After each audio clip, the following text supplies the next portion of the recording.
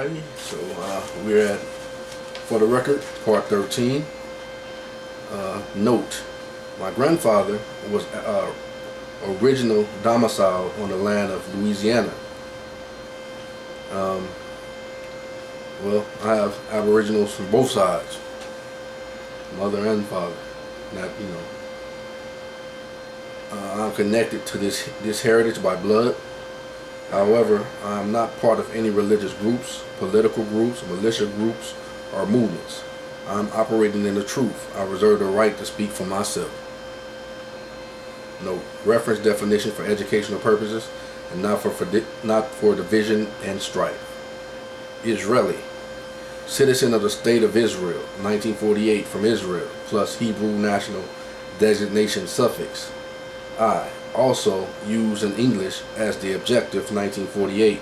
It extinguishes the citizens of modern state from the ancient people who have been known in English since 14th century. So we have been known way back since the 14th century as Israelites. See Israelite. Israelite now, mid 14th century, a Jew, one of the people of ancient Israel, a descendant of Israel or Jacob. From Latinariness, from Greek Israelites, from Israel, see Israel. The Middle English adjective was Israelish, Old English Israelics, sometime Israelis, Coverdale, 1530s Israelics.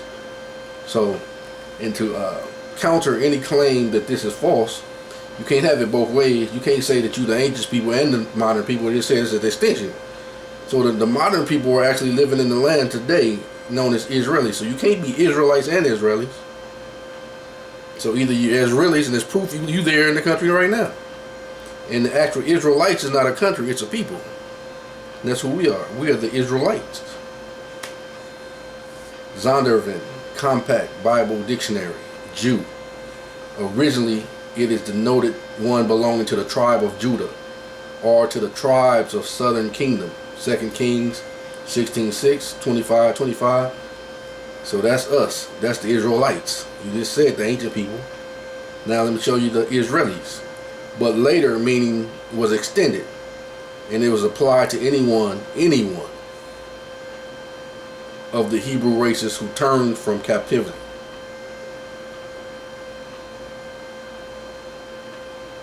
Who returned from captivity. Now I can remember when Yahushua was on the earth, there were some Jews that said, we know who our father is, because we have not been in bondage to any. So it can't be the Israelis, because they say they ain't been in bondage to anybody. That's not to cause strife, that's just the truth speaking. Now, okay, let me move on. But later its meaning was extended, and it was applied to anyone of the Hebrew race who returned from captivity. Map of what is termed Negro land in Africa, showing you the tribe of Judah.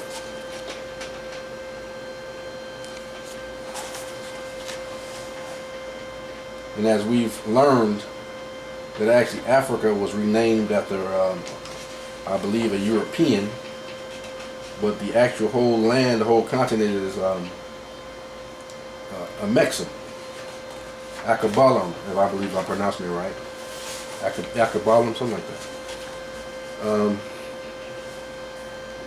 Who are the Moors? The indigenous mother culture of pyramid mound building societies. Moor, M-U-U-R, is the ancient name for the original people of the earth, based on the ancient teachings of the indigenous people of the Washita, pronounced Achita, River Valley and its tributaries. The indigenous proprietary or inhabitants of this part of America recognized ourselves as M-U-U-R-S, Moors, modern Western settlers in our land called U.S. the Lost Race, called us the Lost Race. That kind of makes sense. Called us the Lost Race. What is America? What do they call the so-called America? U.S. Us. Ooh, man, stuff you right in front of our eyes, we just don't recognize. The Mound Believers of Mu. Western history labeled us, there you go again, labeled U.S., us, as Acheta Indians or Washita, and our indigenous Carib family of the Caribbean islands as West Indians. But it is a fact that we all did not migrate here from the subcontinent of India. We are the indigenous mound building cultures. Our pre-American nations formed a harmonious empire of communities across North and South America centered around the pyramid mounds constructed of earth. And yes, we love and respect our ancient Indian family of the Ganges and Indus River Valley regions. These origins are home to ancient Dravidians, Sotras, and indigenous Dalits, who are still marginalized in a caste system that has been institutionalized since colonial times, but is slowly eroding into justice for females and the darker people of ancient indigenous heritage. Our elders teach us we are one people, we the people, sharing one God, one Elohim, with our indigenous brothers and sisters of Asia, Africa, Europe, Australia, and all Pacific Islanders, Melanesia, Micronesia, and Polynesia.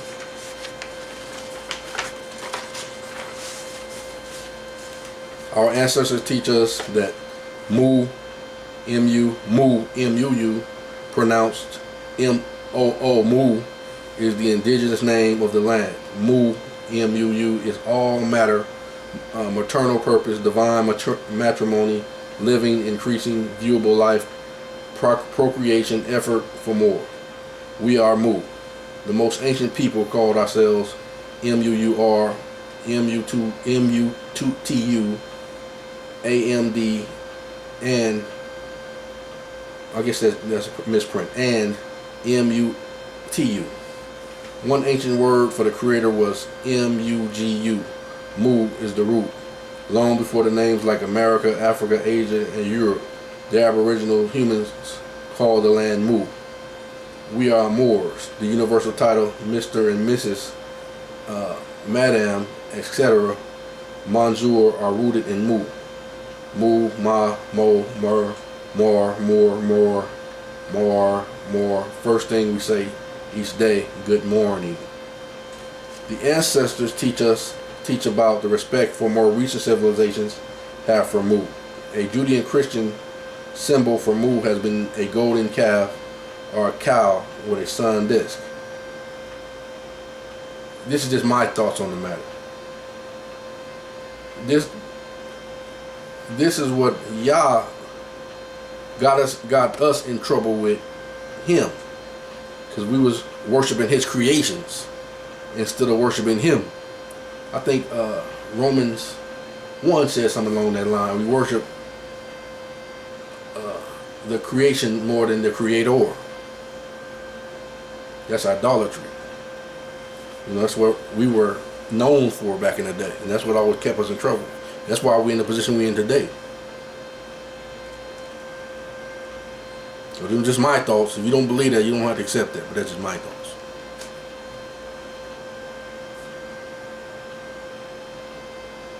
We still see this demonstrated by the ancient use of the cow as a sacred symbol and the important role cattle played in early commerce, marriage, dowries, and spiritual life. Even Abram, who later changed his name to Abraham, had Chaldean parents in the city of Ur who worshipped the sacred cow. Now, Abram was renamed Abraham by Yah once he was introduced to Yah, and then because of his being transformed, his name changed, his character changed, his understanding changed, and Yah always tested Abraham to make sure he was faithful. And because he was faithful to Yah, Yah changed his name just like he did Jacob. Changed his name from Jacob to Israel, but Yah changed Abram to Abraham, and that means the father of many nations. So that's why he said, your seed shall be as the sand of the sea and as the stars of heaven. You know, you can't count it. So, you know, that's the story this page ain't telling. But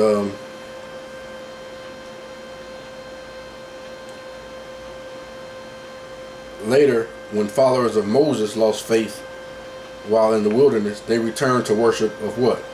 A golden calf. And still, well, it's kind of telling, and still the morning beverage of choice is, of course, mom's or cow's milk. The Washita have never worshipped any animals, plants, nor man. We have faith in the Almighty Creator Yah of heaven and earth. We believe in one love, Amor.